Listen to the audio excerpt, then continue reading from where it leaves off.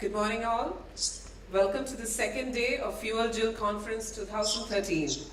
Today we have a special keynote speaker, Mr. Sam Pitroda, Advisor to the Prime Minister on Public Information Infrastructure and Innovation and Chairman of the National Innovation Council, joining us through video conferencing. As you all know, Mr. Sam Pitroda is an internationally respected development thinker, policymaker, telecom inventor and entrepreneur who has spent 48 years in information and communications technology and related human and national developments. Credited with having laid the foundation for and ushered in India's technology and telecommunications revolution in the 1980s, Mr. Pitroda has been a leading campaigner to help bridge the global digital divide. During his tenure as advisor to Prime Minister Rajiv Gandhi, Mr. Pitroda led 6 technology missions related to telecommunications, water, literacy, immunization, dairy production, and oil seeds. He was also the founder and first chairman of India's Telecom Commission. In these roles, he helped revolutionize India's development policies and philosophies with a focus on access to technology as a key to social change. Mr. Pitroda was recently chairman of India's National Knowledge Commission, that is from 2005 to 2009, set up to provide a blueprint for reform of the knowledge-related institutions and infrastructure in the country. The Commission has offered a series of recommendations on various aspects of the knowledge paradigm to help India meet the challenges of the 21st century. Currently, Mr. Pitroda is advisor to the Prime Minister of India on public information infrastructure and innovation with the rank of a cabinet minister. He serves as the chairman of the Smart Grid Task Force Committee to reform public broadcasting, modernize railways, deliver e-governance, and other developmental activities. He is also a founding commissioner of the United Nations Broadband Commission for Digital Development. Mr. Pitroda holds close to 100 worldwide patents and has published and lectured widely in the United States, Europe, Latin America, and Asia. So, I kindly request you to take over. Thank you very much. Ladies and gentlemen, good morning. It is indeed a privilege for me. My apology for not being able to visit you personally, but I am delighted that we have been able to connect through video. I want to thank organizers for giving me this opportunity.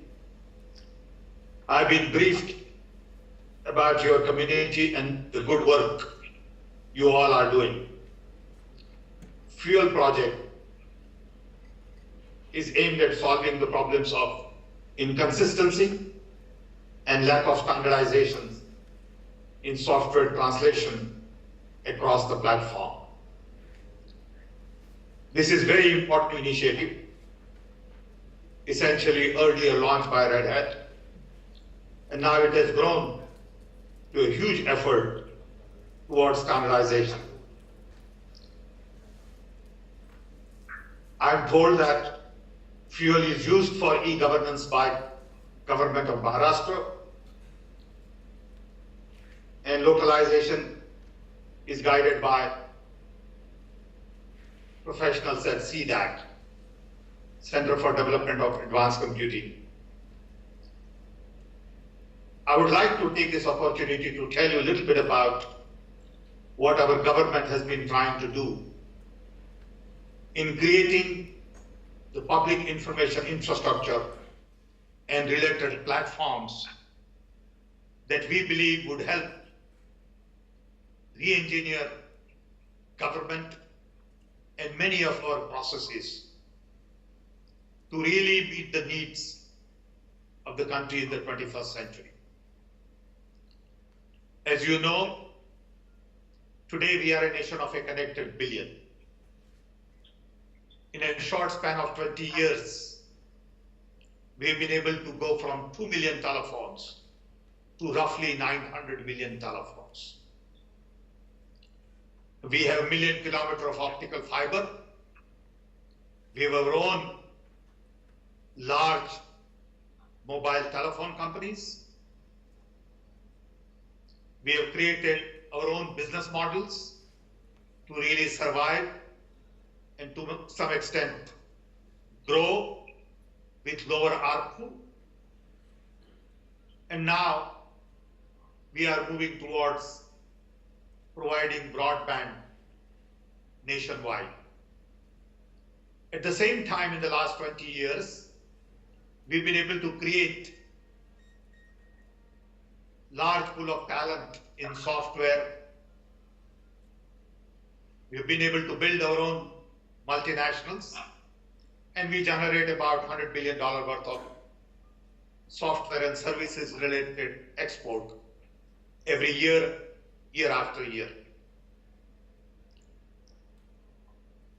We've been also growing at the rate of 7 to 8% for the last several years, leaving aside last year or so, which I believe would be temporary, and we will continue to grow at 7, 8% because that's the only way we can address poverty in India.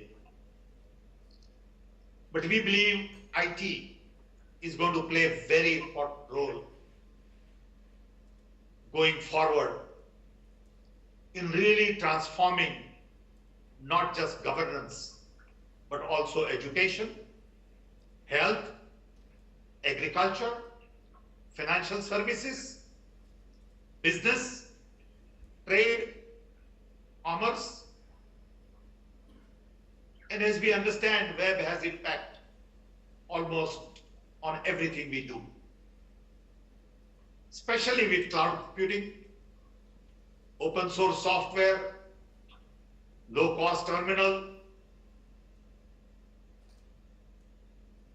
and fiber optics based high capacity, high bandwidth infrastructure of tomorrow. We see great hope in using information and communication technology to bring about generational change. But it's not going to be easy because we have a large number of people who believe in status quo.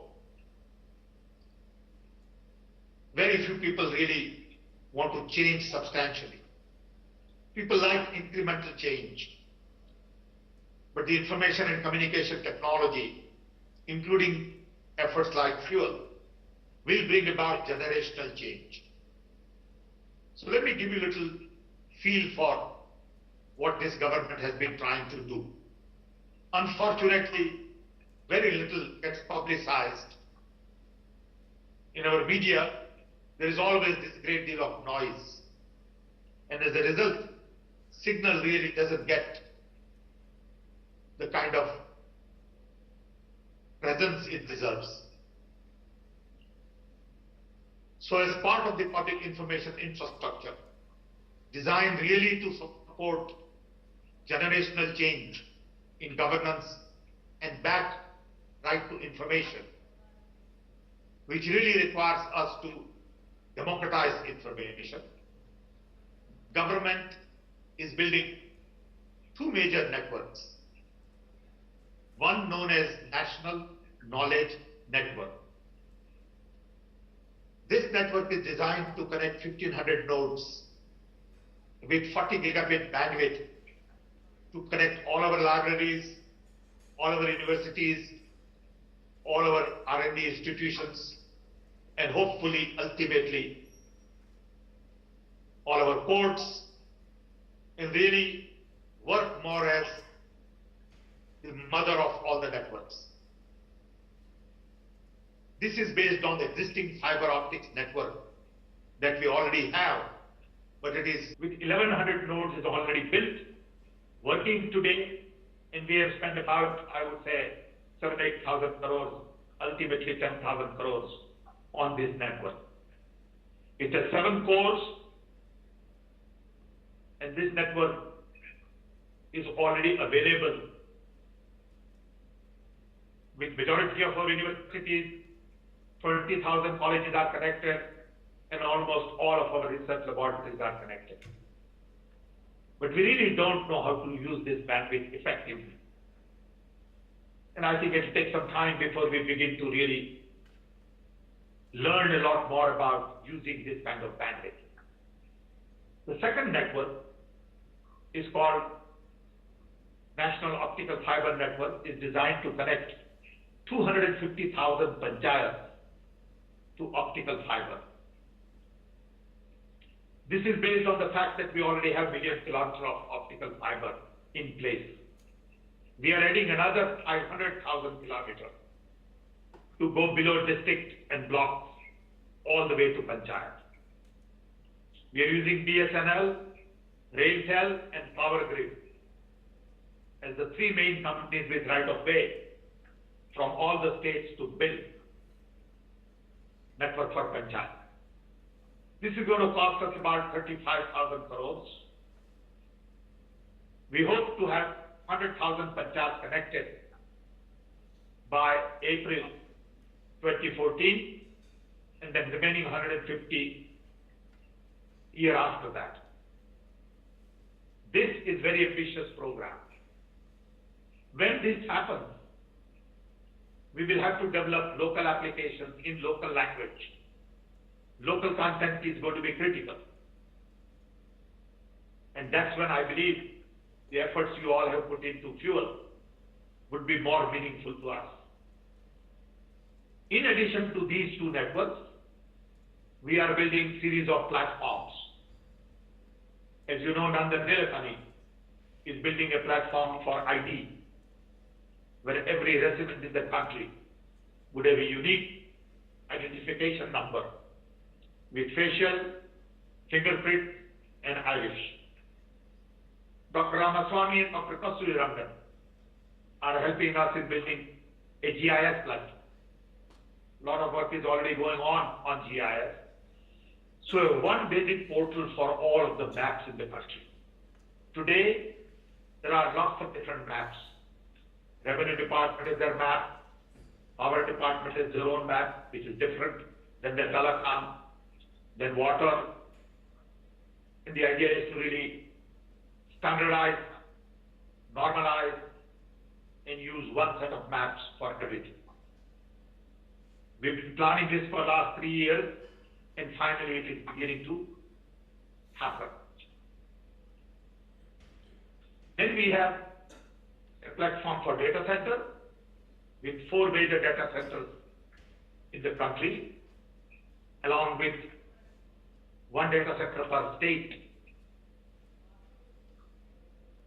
We have 4 national data centers planned in Delhi, Pune, Bhubaneswar, and Hyderabad.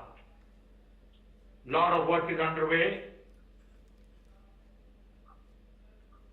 In addition, we have 30 different vertical programs on e-governance for things like income tax, passport, driver's license, NREGA, food distribution. All of these programs require huge amount of software talent. Today we have roughly, I'm told, 10,000 software people in the government. 3,500 from NIC and roughly 6,500 from private industry working on all kinds of applications. Then we are creating platforms for payment, procurement, and when all of these things are put together, we will have a very robust public information infrastructure to democratize information. The key then is going to be content. Take, for example, courts. Today we have 32 million court cases pending. It takes 15 years to get justice. We are trying to computerize the 32 million court cases. But then when you computerize courts, we also need to computerize police, prison, and we need to integrate.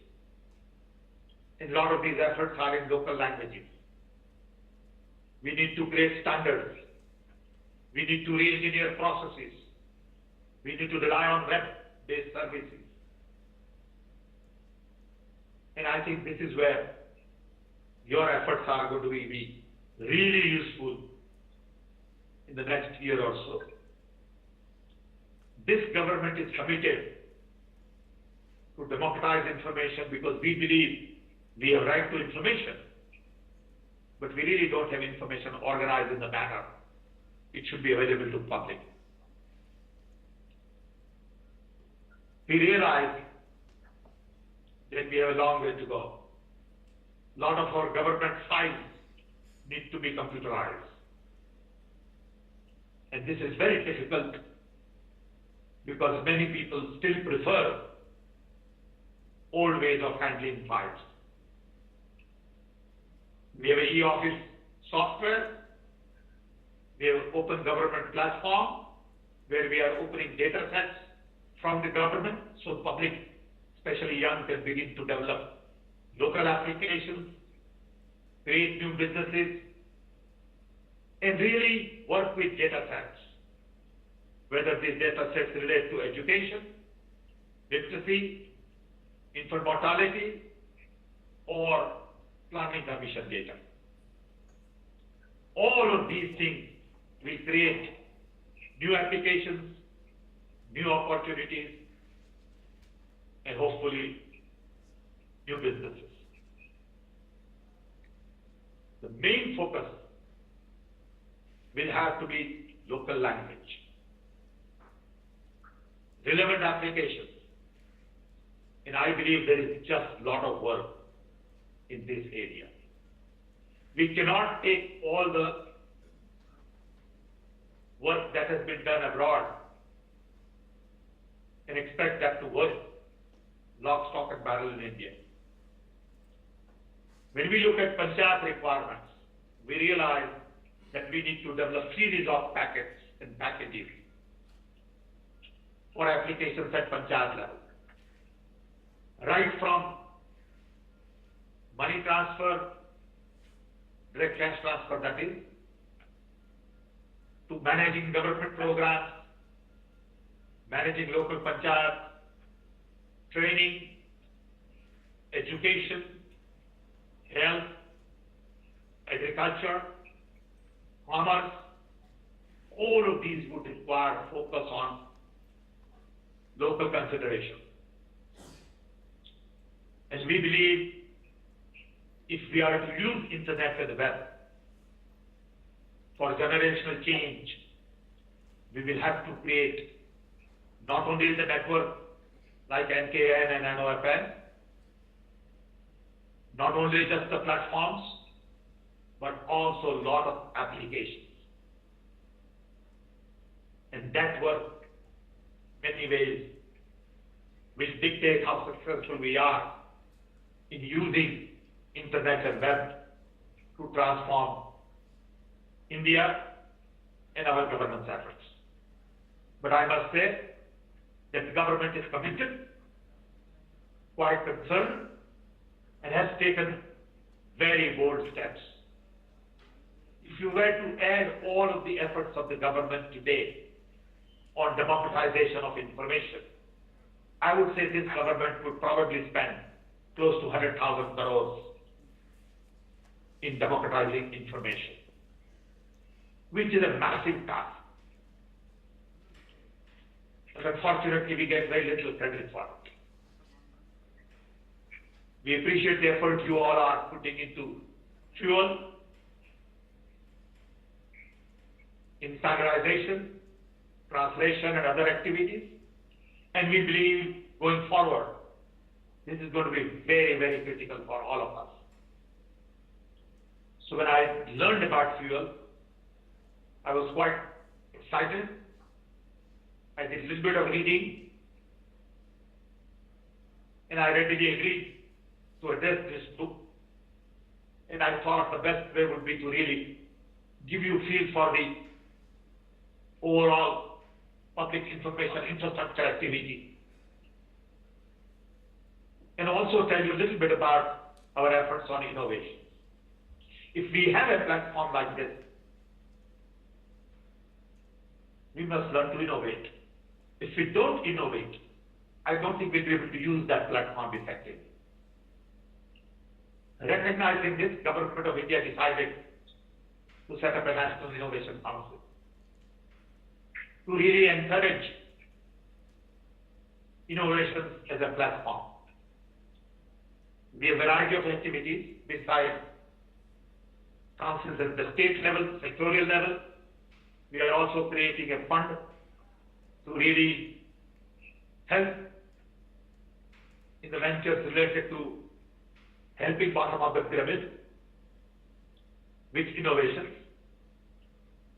We have various awards, scholarships, innovation, education in schools, high schools, colleges,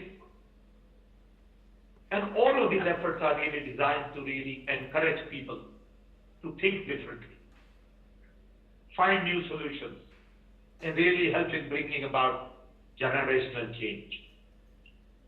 Government of India has already declared 2010-2020 as the decade of innovation. And we hope that by 2020, we would have very robust public information infrastructure, lots of applications in local language for panchayat, agriculture, education, health, e-governance, and all of that. But we do realize it's a long effort. The journey has begun. These things take a decade, and we hope that the next decade is going to be very critical in really transforming governance, judiciary, education, and hopefully this will really help us in our inclusive growth, in addressing poverty, in really bringing prosperity to people at the bottom of the pyramid. And we appreciate all the effort you all are putting into fuel, and we need to find novel ways to really bring you into the public information infrastructure activities to see how we can expedite our efforts on local content and local language. With this, I want to once again thank you for giving me this opportunity. Really appreciate having this time, and hope if you have time we can interact a little more, or when I come back again in the next couple of weeks, we'll try to connect and learn some more. With this, thank you for listening. Thank you. Thank you, sir. Now we'll move on to the question and answer session. We have the mic here, so anyone, if you have any questions for Mr. Pitroda, please come forward and you can put in your question standing here. Mr. Sam Pitroda, it's really we are really very grateful to you that you came here and enlightened with your talk, and the community, the open source community, the free software community, which you always appreciate, is delighted to see you and listen you. And I want to share here that Mr. Pitroda is not only a technologist, he is a very great artist also. You can go on sampitroda.com and see his creation. And thanks, sir. That's my comment. Thanks. Thank you very much. Any more questions? Yes, sir. I was asking about getting some information around the National Translation Mission, and also looking towards integrating the efforts of fuel with Translation Mission and getting integrated with. Okay, we have a translation mission. Yeah. I assume you are referring to that. That's right. Okay. You know, at the National Knowledge Commission, we looked at about 8 years ago 5 aspects of knowledge. Access to knowledge, which included items like languages, translation, literacy, broadband connectivity, libraries, affirmative action programs, reservations, quotas. Then we looked at all of the school education, vocational education, higher education, distance learning, open courseware, teachers training. We also looked at entrepreneurship, patents, copyright, innovation, science and technology, application of knowledge in agriculture, health, small and medium scale industries, traditional knowledge, and e-government. Sum total about 27 projects. Then we recommended launching of a mission on translation. That mission is in the works. It is housed out of Mysore. I believe the idea is to expedite translation activities of good literature from Bengali to Hindi to Tamil to Oriya to Gujarati to whatever. But unless and until we really bring some better tools, manual translation is not going to deliver the kind of volumes we need. There has been a great deal of work done at CDAC on transliteration, but we really need translation. I'm told that we are not there yet, but I hope we can put in more effort on auto translation, because a country like India with 15 different major languages at least requires ability to translate using machine-to-machine translation. If you all have better tools and technology for it, we would like to learn more about it, and maybe we need to hook you up with our translation mission to see how we can expedite it. I think that's the sort of input. Thank you very much, sir. We have another question. Good morning. My name is Pavanaja. I am working for popularizing Wikipedia in Indian languages. One of the main problem what we are finding is lack of content in public domain. So what I suggest is the government of India should release all the government funded work, encyclopedias for example. All universities have brought encyclopedias, all academies like Kendra Sahitya Academy and all these people. So many publications are available in the book form, but they are all copyrighted. So I request government to release all public funded works in Creative Commons so that they can be easily added to Wikipedia. Thank you for your question. I appreciate your concern. You know, part of this is a cultural problem. People don't like to share information. They want to hold on to it because it's power. Like when we launched Open Government Platform, none of the government departments were eager to open data sets. Took 9 months of meetings and push from the cabinet secretary and principal secretary and planning commission and various ministries to really get to 3,500 data sets. Today, if you go to Open Government Platform for Government of India, we have 3,500 data sets. We need about 10,000 data sets. Like you said, we need all government-funded programs online, in open source. It is happening, but it's not happening fast enough. For example, if government is funding somebody's PhD thesis, that thesis should be available online. Why not? You look at the websites of all our universities, you will see that it's not up to the mark. I would like to see pictures of all the professors, courses they are teaching, their biodata. All of that is partly a cultural problem. And we hope that if we keep pushing for the next 3-4 years, a lot of it will become open. I think we need to create a community of young who are demanding change. Today in India, I don't see the community for change. There's a lot of resistance to everything. If you do X,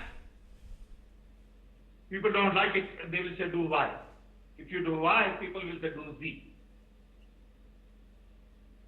We need a very large community of young demanding change. That's not happening. You know, I always say this, that when I look at Indian television, I get disappointed. It's all about Bollywood, cricket and gossip.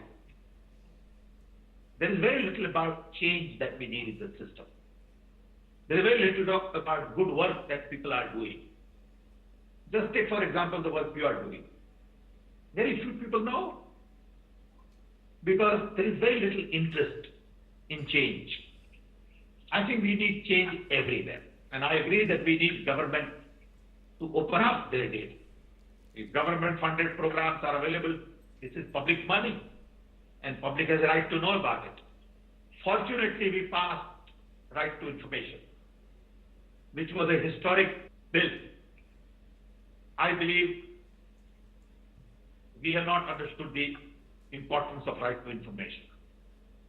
It is not about just asking for details on somebody's funding. Right to information is all about opening up the system and being responsive and making sure that there is transparency and accountability in the system. But this is new to our system, so it's going to take time. It's not going to happen overnight. But I believe it's a step in the right direction. It's a very bold decision. But people expect something to happen in 3 years. Nothing happens in 3 years in a country of 1.2 billion. It takes time, and we got to have patience. I've learned that it took us 20 years to transform telecom. And in the beginning, nobody believed it could be done. Everyone thought this was pipe dream. So we need that kind of sustainable effort on large number of activities to make a dent. We need similar effort on energy, water, infrastructure, housing. Then in a decade or two, you will see substantial change. Thank you very much. Hello, sir. This is also a question in the spirit in which all the other speakers have asked you a question. I'm a historian and translator based in Delhi, and I was called for a consultation meeting of the Translation Commission in Delhi. And there too, this reluctance to open up. We suggested that all the content that is being generated on behalf of people, by people, on government money, should be made available everywhere. And we are a human resource-rich country, and machine translation is some distance away. It's not going to work very efficiently for the kind of text that we suggested should be translated. All the great key texts in the knowledge world we suggested. And if you look at the website of Translation Mission, thousands of people, thousands of translators responded by filling up forms, but I did not hear back from Translation Mission.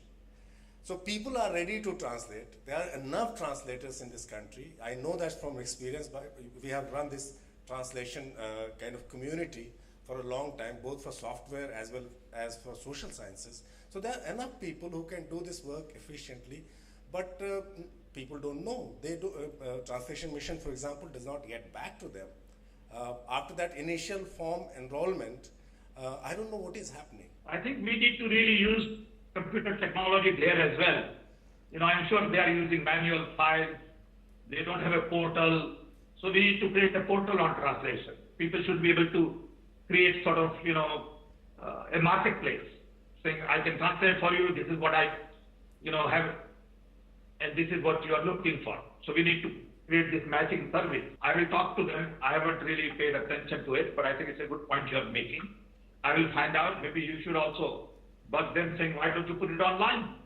Yeah, I wrote a couple of mails, but yeah, thank you for, please follow it up, sir. I will also follow up, okay? Yeah. And write to me, because that will help me sort of, follow up with them, saying, look, why don't you create a portal? But it's a typical example of willingness to change. They don't want to change that fast, okay? Yeah. If they wanted to change that fast, they would have created a portal on their own. It's not rocket science, and they should have said, we are looking for all the translation people who are there. This is our budget, because they won't be able to provide jobs to everybody, because they also have limited budget. But they should be able to say that this is our budget, this is how we plan to use it, and come join hands, Right. Thank you. My name is Arjun. I worked with Wikipedia for quite some time on Indian languages. You mentioned about the releasing or availability of the content, all the government-funded content, But my question is about government-funded research. There has been a good momentum maybe 10 years back in terms of getting whatever the government-funded research into open source. But nowadays it is more and more of IP protection. Even universities or research institutions, they are more worried about filing patents and maybe making some website available if people want to use it, or making some CD with the fonts available, but not really kind of releasing this into open source so that the open source can grow on that, and actually the whole ecosystem can benefit. So how are you trying to balance both the IP as well as getting all the government funded research into the open source or public domain? First of all, I'm not really up on it, and I would request Ramaswamy, the Secretary of Science and Technology, to respond because he would be more knowledgeable than I am. But I would say all government-funded research should be available to the public. But we should also protect IP. So they should first file for patent. Once you file for patent, then you can disclose it. You don't have to disclose everything. But not that every government-funded research has IP. Okay, so you can't hide behind intellectual property and not publicize it. Again, it's a cultural issue. You know, I go back to my earlier comment on the website for all our universities. Look at the nature of our websites, and you know that people don't want to share information. So we have one more question for you, and this is the last question. This is also in the same spirit of the opening of the content, but one of the issues you raised earlier is the need of machine translation. And while while open source world is doing machine translation or building OCR for digitalize, converting the text, printed text into digital, all these projects, one of the issues we are facing is unavailability of a free corpus to train the systems. So they're releasing content, and even the National Translation Mission is releasing this as a free corpus. We can use it for training systems, making equivalent text to image, and in the same way, one language to another translations.